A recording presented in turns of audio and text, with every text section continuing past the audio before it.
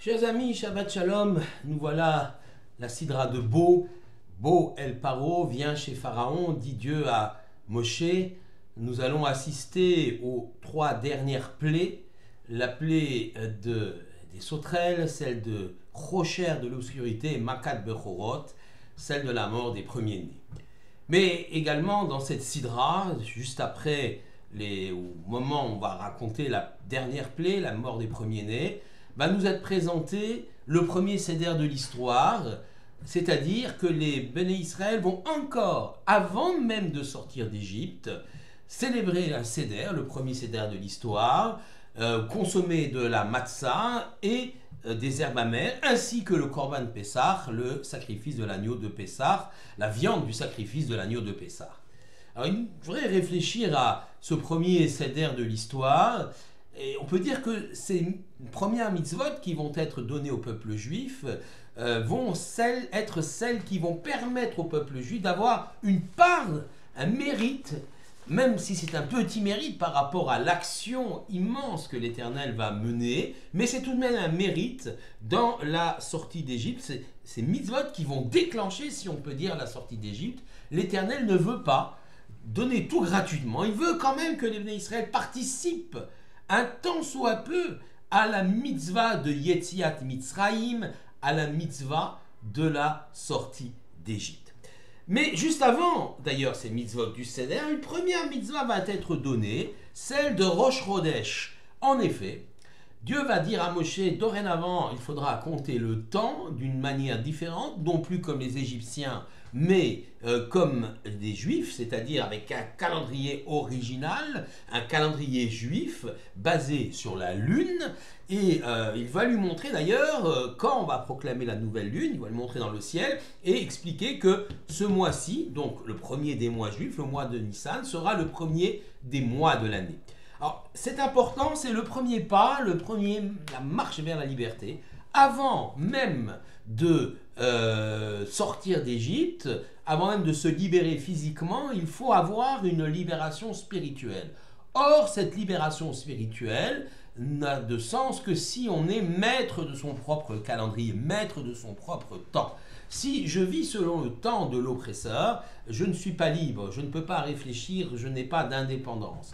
Fixer son propre temps, son propre calendrier, eh bien, c'est marquer sa volonté d'indépendance, d'indépendance spirituelle, religieuse et culturelle vis-à-vis de l'oppresseur égyptien. C'est la première mitzvah, la toute première mitzvah, celle de Rosh Chodesh, qui est donnée à Moshe, à tel point d'ailleurs que Rashi se posera la question dans Bereshit, pourquoi n'a-t-on pas commencé la Torah par cette mitzvah, par ce passage? Il répond là-bas dans Bereshit ce qu'il répond, on n'a pas le temps de développer cette réponse, mais pour montrer un peu l'importance de cette mitzvah de Rosh Chodesh telle qu'elle a été donnée dans le début, donc dans le milieu de cette paracha de Bo.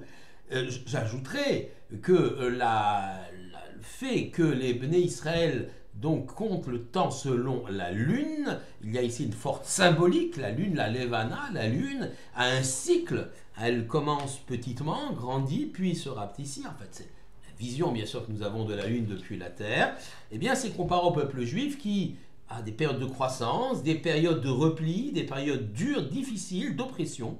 Et puis ensuite, il renaît à chaque fois, j'allais dire, de ses cendres pour revivre les choses, en espérant bien sûr que la dernière renaissance, celle de l'État d'Israël en particulier, sera celle qui va être le prélude à la venue du Mashiach. Donc, importance de la mitzvah de Rosh Chodesh, telle qu'elle est indiquée dans notre Sidra. Et puis ensuite, l'Éternel va donner donc les instructions, les règles, les mitzvot pour le Seder, donc la consommation de la matzah et des herbes amères du maror, et celle du Korban Pessah. Le Korban Pessah, quelques mots, on va donner l'ordre Ben Israël de prendre le 10 Nissan, c'était un Shabbat, un agneau par famille que l'on attachera au pied de son lit pour l'attendre et le sacrifier le 14 Nissan. Le 10 Nissan, c'était un Shabbat cette année-là, et c'est pourquoi nous fêtons le Shabbat Agadol, le grand Shabbat, juste avant Pessah. Pourquoi? Parce que les Béné Israël ont pris le mouton, l'agneau, qui est un animal sacré en Égypte. Les Égyptiens ne consommaient pas d'agneau. L'un de leurs dieux principaux était Amon-Ra, un dieu à tête de bélier, donc animal sacré en Égypte qu'on ne consomme pas. Et donc pour eux, c'est une abomination d'être berger, une abomination de tuer des moutons pour les consommer. Voilà que les bénis Israël vont prendre l'agneau, l'attacher au pied de l'île le 10 Nissan.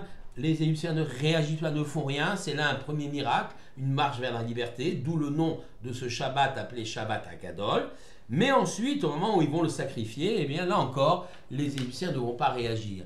Les Hébreux sacrifient le dieu de l'Égypte et le consomment. Ils le font en grillant la viande pour que bien l'odeur se répande partout en Égypte.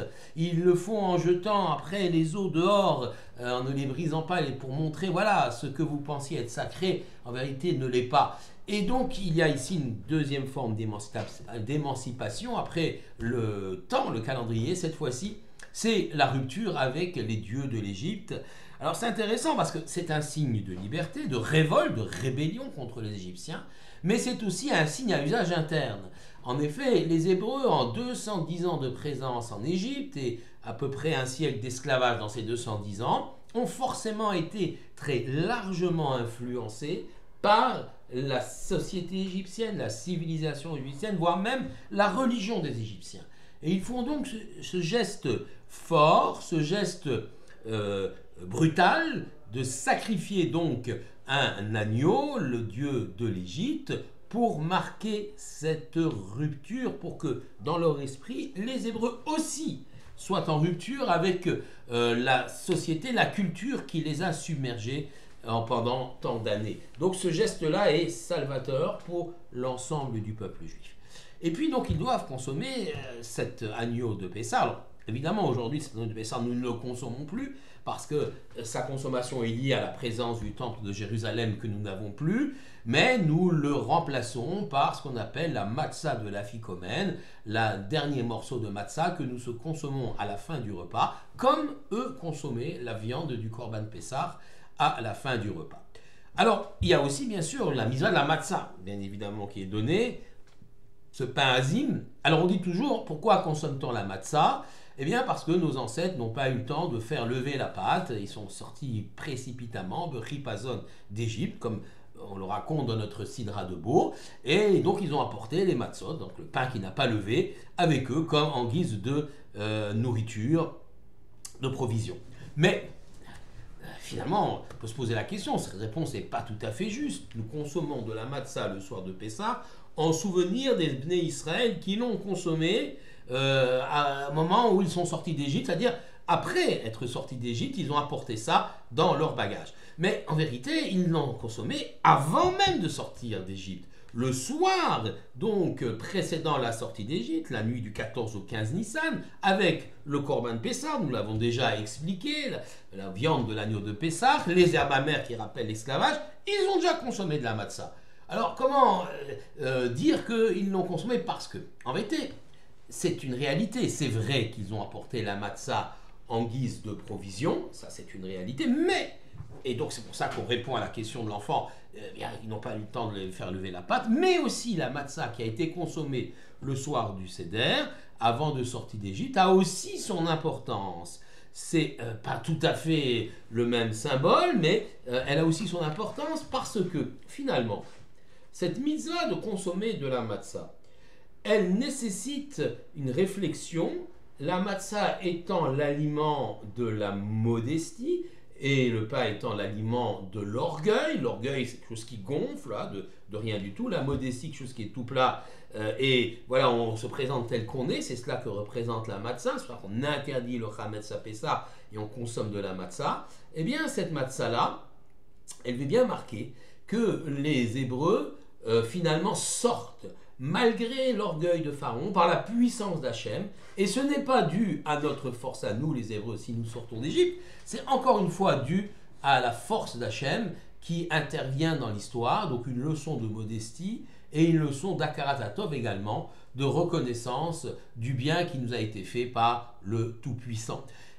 Dernier élément important, le soir du 15 Nissan semble être un soir consacré à la consommation de la matzah, puisque finalement, la mitzvah de matzah eh bien, existait avant, puisque la Torah existait avant la création du monde, avant donc même l'épisode de la sortie d'Égypte, donc toutes les mitzvot existaient donc avant que tout ceci arrive. Et la mitzvah de matzah existait donc à ce moment-là, avant même que les Hébreux sortent d'Égypte. La preuve, nous voyons que Abraham, lorsqu'il reçoit les 3 anges qui vont lui annoncer la naissance de Yitzhak, également Lot un peu plus tard, nous sommes dans la Sidra donc de Vaïran, donc le Lot également va recevoir les 3 anges, et ils vont tous les deux, Abraham d'abord, et puis ensuite Lot, proposer de la matzah à manger. C'est même marqué matzot dans le texte.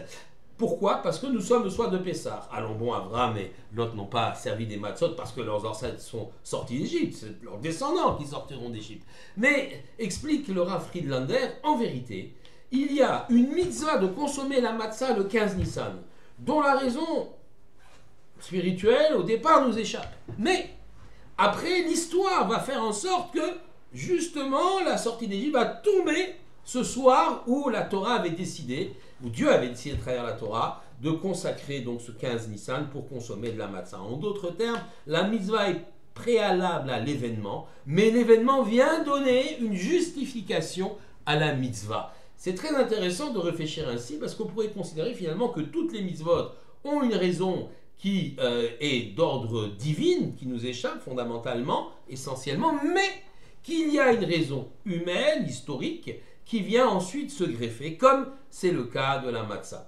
De toute façon, finalement, nous, êtres humains, nous n'avons d'accès à cela, de compréhension de la mitzvah, que grâce aux événements historiques qui se sont produits, c'est-à-dire l'histoire de la sortie d'Égypte. Mais il n'en demeure pas moins que la mitzvah est forte et permet, lorsqu'on l'accomplit, de changer le monde, de nous changer nous-mêmes, de changer notre entourage. C'est là le sens de la vie d'un être humain.